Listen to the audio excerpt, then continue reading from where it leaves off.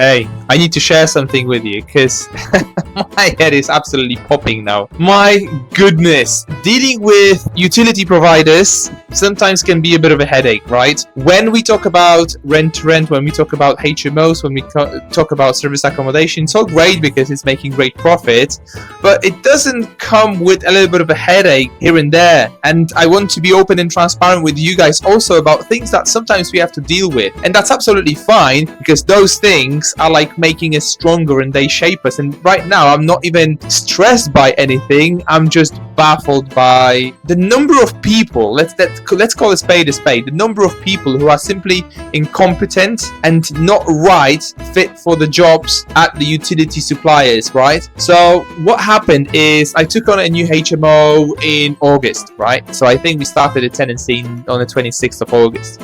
At that property, we wanted to report that from the 26th. Of course, we're going to be responsible for paying the bills. But I think after 2 or 3 weeks, it was a little bit of back and forth.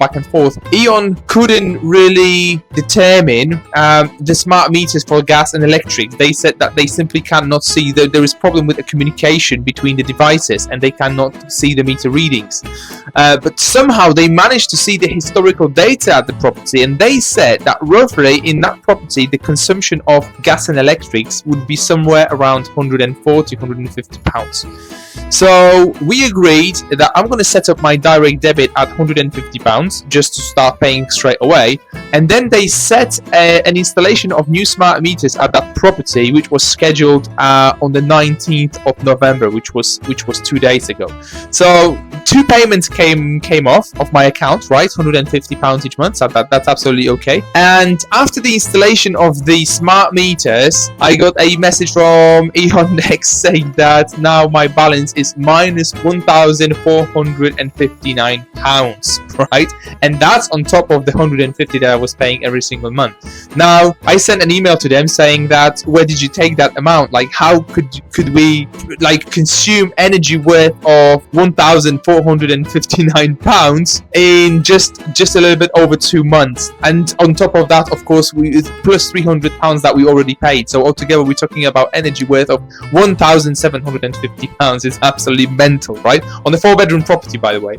So they said to me that they installed the smart meters, and from the readers, they can see that that's the consumptions that we have. Now, if a new smart meter is installed, how can we determine the previous consumption? Like, in the first place, how can we determine the previous consumption if we are installing a smart, new, fresh, brand spanking new smart meter at 00000? That baffles me, like, totally, right? But to cut the long story short, soon after that, I received an email, automated email from E.ON Next, that I'm paying direct debit of £150 now, and looking at the new meter readers, it seems like I'm going to be consuming about £75 more of energy per month. So that should bring us to like £225 per month, which is I'm totally fine with it because I think it's very much realistic for this type of property. In fact, when I did my estimation for this property, I think the bills on that property were estimated roughly about £240, if I'm honest with you.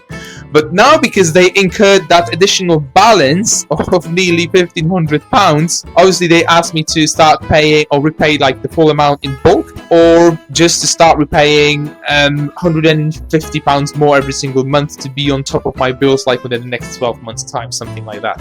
So just to let you know, guys, when you do receive those messages sometimes, especially when you take on a new fresh property, this can happen. Like, this can happen. Unfortunately, there are incompetent people working in those places. And what's going to happen now? Unfortunately, emails, I don't think they will resolve the issue, because every time the email will come from somebody else, they'll have their own stupid little argument. So I think I need to spend a little bit of time with them on the phone, explaining them what is actually happening here, and then we can get to an investigation or maybe like a solution. But that means that I'm going to have to spend a little bit of my time, of my precious and valuable time, with somebody on the phone, because they simply have got incompetent people under the customer services. And that is a little bit frustrating, but that's what you have to be prepared for as well. I know on the flip side, once it's resolved and we're going to be paying bills a little bit under what we estimated in the first place, that property will be still cash flowing us nice profit every single month. So I hope this is something that gives you a little bit of a lesson, or maybe just set some preparation that these things happen. And when you take on a new property, be prepared that one way or another you'll have to speak to them over the phone, just to iron things out and make sure that things are working in your favor as well. So be prepared for that. Other than that, I cannot expect to see healthy cash flow coming to my bank account every single month. Okay, without further ado, sorry, have a great day.